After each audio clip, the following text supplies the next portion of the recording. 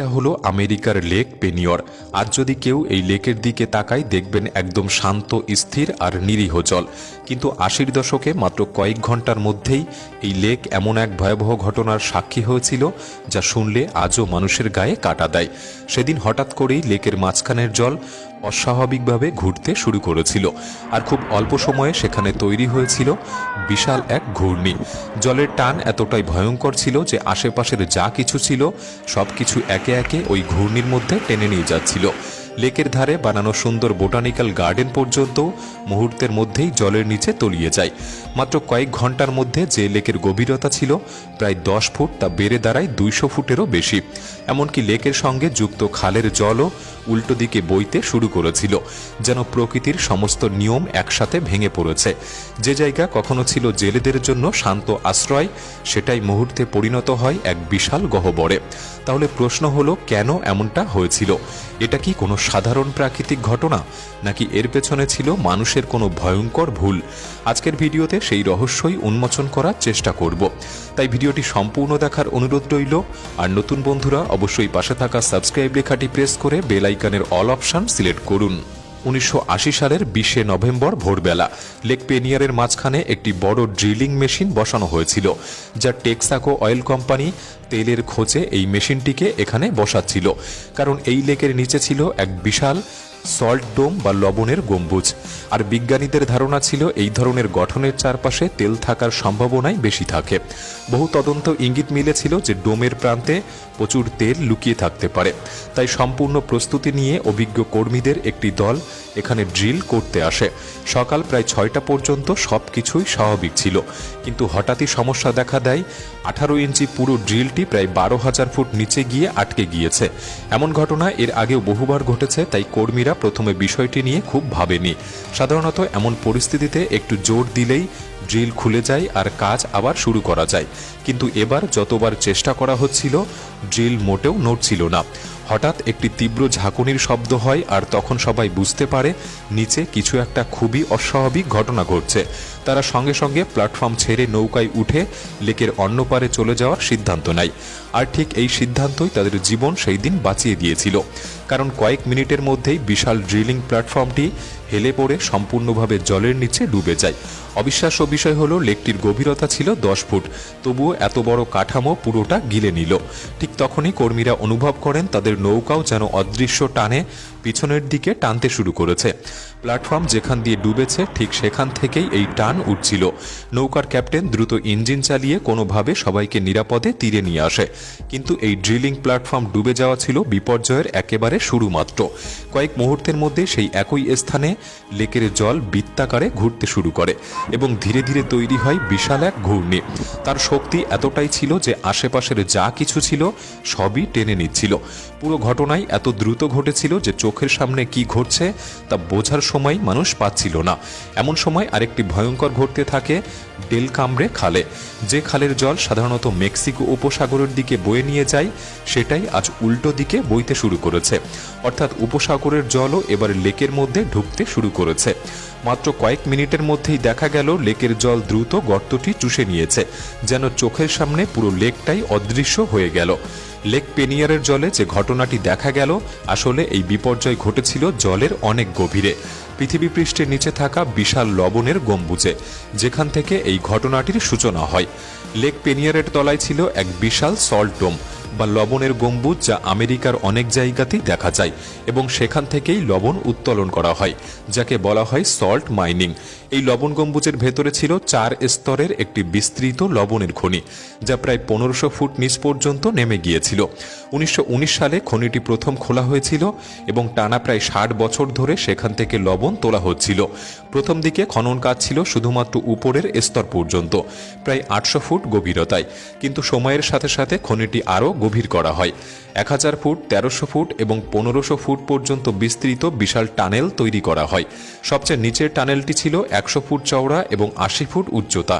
কিছু জায়গায় পুরো লবণ সরিয়ে ফেলা হলেও অনেক স্থানে ইচ্ছাকৃতভাবে লবণের বড় বড় স্তর রেখে দেওয়া হয়েছিল, যাতে সেগুলি ছাদের মতো ভার বহন করতে পারে এবং খনি ভেঙে না পড়ে। ঠিক যেমন তেল খননে বিপদ থাকে, লবণের খনিতেও প্রাণহানির সম্ভাবনা থাকে।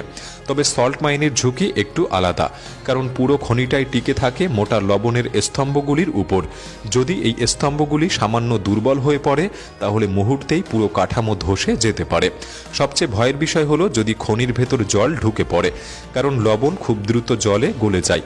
একবার জল যদি টানেলে প্রবেশ করে তাহলে লবণের দেওয়াল ও স্তম্ভ গলে যেতে থাকবে, ছাদও দুর্বল হয়ে পড়বে, আর কিছুক্ষণের মধ্যেই উপরকার মাটিও ধসে পড়তে শুরু করবে।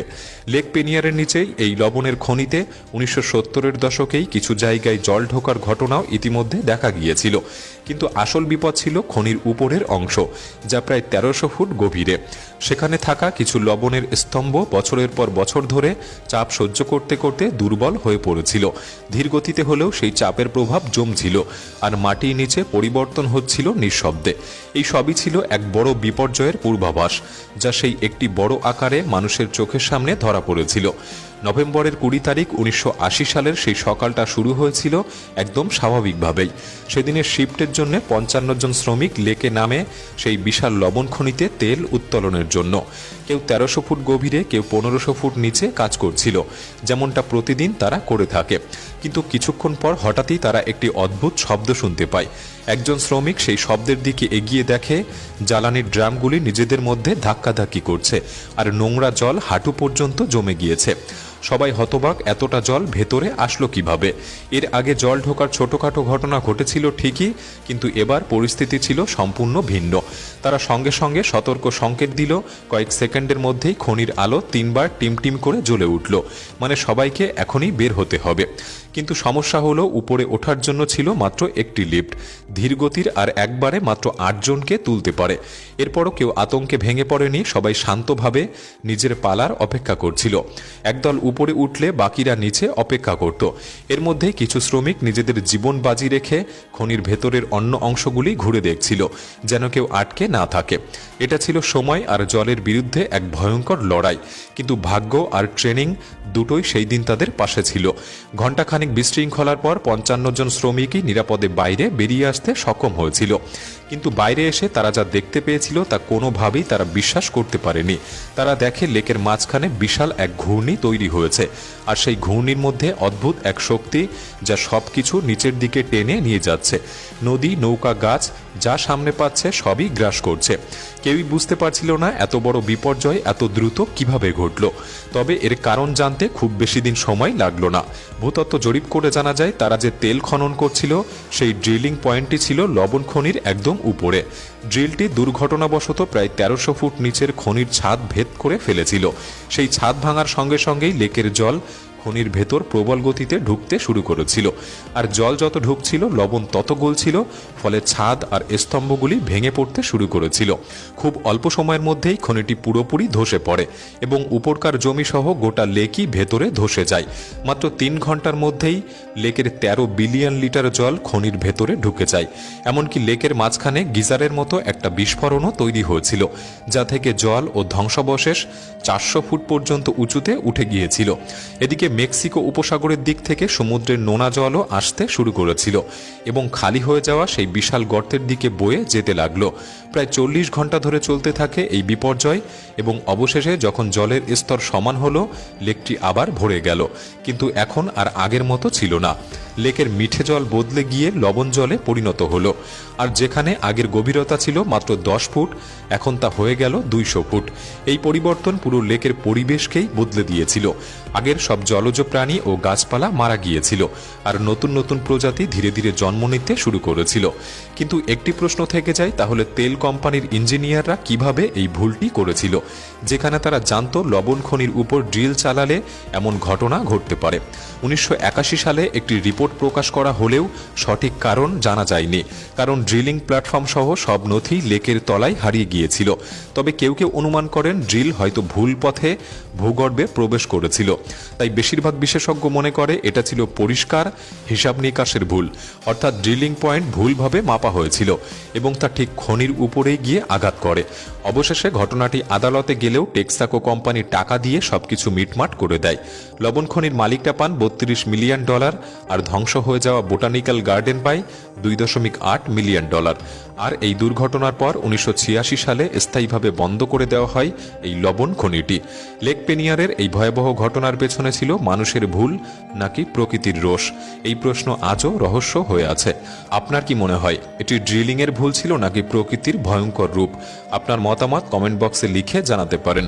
আজকের এই ভিডিওটি ভালো লাগলে একটি লাইক করতে পারেন, চ্যানেলটি সাবস্ক্রাইব করে রাখতে পারেন। তাহলে দেখা হচ্ছে পরবর্তী নতুন একটি এপিসোডে। ধন্যবাদ।